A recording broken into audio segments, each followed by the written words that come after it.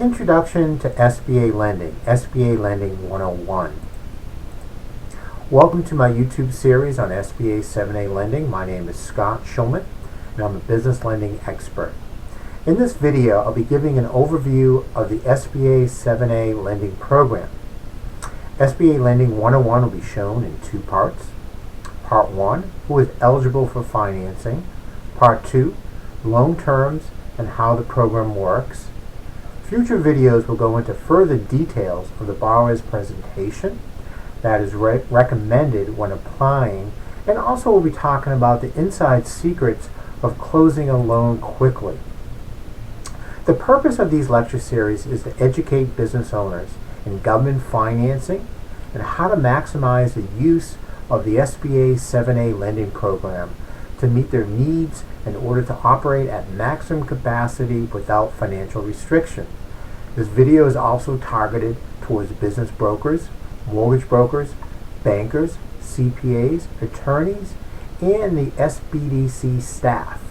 If you have any questions, if I can be an assistance, please shoot me an email at thesbapro@gmail.com. I'll also provide a PowerPoint presentation for each lecture that will be provided free by email. Let me give you a little bit about my background, some background history. I'm the Senior Vice President of one of the largest SBA lenders in the country. I'm a past recipient of the SBA Financial Champion of the Year. I've closed over 300 SBA 7A loans, in excess of $200 million in the past 10 years. I'm going to start off by giving you some SBA 7A basic program information. The 7A program is designed to help small business owners start or expand their business. This program is an alternative source for financing where the risk is reduced to the lender, where the government provides a guaranteed payback, a percentage of the loan, up to 85% up to loans of $150,000, and a 75% guarantee on loans higher than $150,000. Loan sizes range typically from $50,000 to $5 million. Who are eligible to obtain funding through the SBA program? Well, most businesses are eligible. Eligibility is primarily determined by the type of business, source of income. For example, non-passive income such as rental properties or industry that is associated with religion or issues of morality are not eligible. Many storage warehouses are eligible under the SBA program. Residential care facilities are eligible if they're licensed as a nursing home or as an assisting living facility. Income derived from gambling is eligible if the income is 1/3 or less of the gross annual revenue. For example, Quick Marts have lottery sales. In addition, there are other types of businesses such as hotels, motels, RV parks, marinas, campgrounds of similar types run into a different category. They are eligible for SBA financing. However, they must have short-term rentals use consisting of 51% of the revenue. So the revenue really should be generated towards not as a permanent living facility, but for active people coming to the facility where you would have maids, for example, where the short-term stay, and the majority of that revenue is for a hotel short-term use. What's ineligible for financing? Ineligible business such as involvement in religion, sexual content, politics, lobbying, investment in real estate, pyramid selling plans, speculation on all types of property are not eligible for SBA financing. Ineligible use of proceeds such as return of funds to an owner's drawing a large owner's compensation to cover his lavish lifestyle, and he's requesting working capital. The SBA would frown against that because he's spending too much on personal use. He should take less money from his company. Another issue that's ineligible is repayment of delinquent withholding taxes. Payroll taxes are a very common issue with business owners today.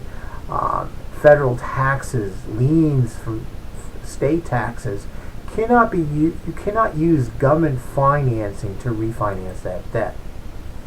The SBA has opened up more businesses these days to finance it because of the bank crisis. It's been difficult to obtain funding through the traditional bank sources, typically commercial loans, so the SBA government has stepped in to provide financing.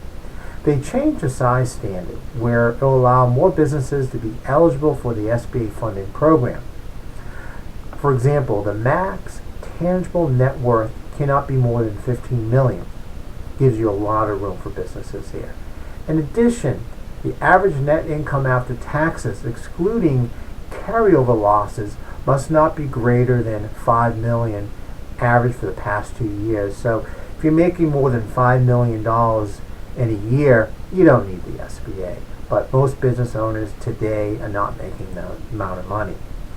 There are limitations of SBA funding because of the personal asset limitations. The government does not want you to borrow money if you have excess capital personally, such as they'll look at a personal financial statement that you prepare, and look at what type of assets do you have. What they consider liquid assets is any family-owned assets, such as your spouse or children, is counted and should be disclosed in a personal financial statement.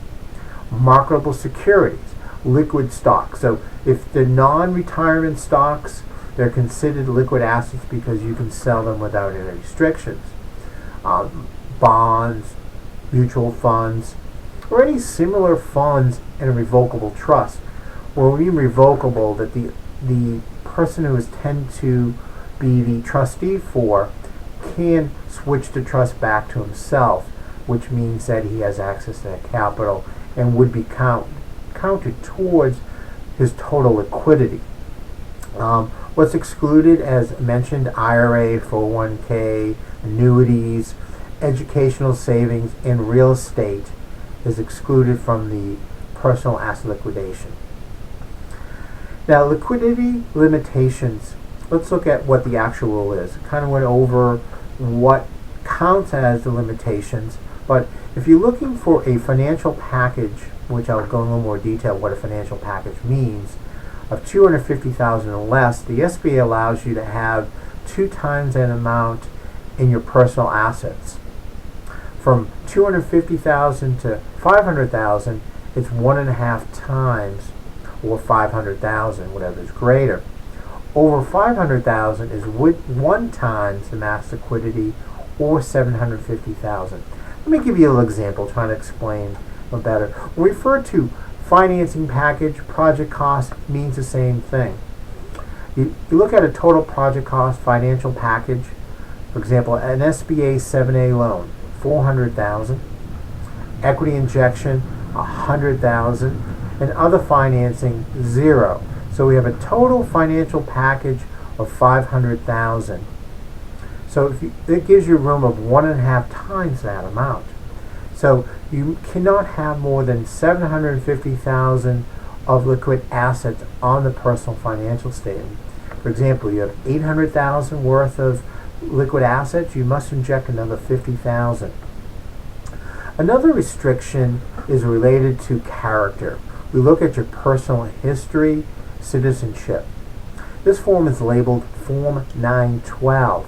The importance of this form is to ask questions related to U.S. citizenship and prior arrest. In order to obtain an SBA loan, you must be a U.S. citizen or green card holder, and at least 51% of the ownership must have either documentation. There are exceptions, and I'll explain further in a separate series. If you have had a prior arrest, you must disclose. If it is a felony, it will complicate matters and delay the process with stricter government review. Misdemeanors can be cleared rather quickly. Felonies may take up to 6 months to clear. In a separate video, I'll cover more detail on how to handle past felonies and misdemeanors. This concludes Part 1 of SBA 101. Thank you. My name is Scott Schulman. If there's any questions, please reach out to me at the sbapro@gmail.com. Thank you and have a good day.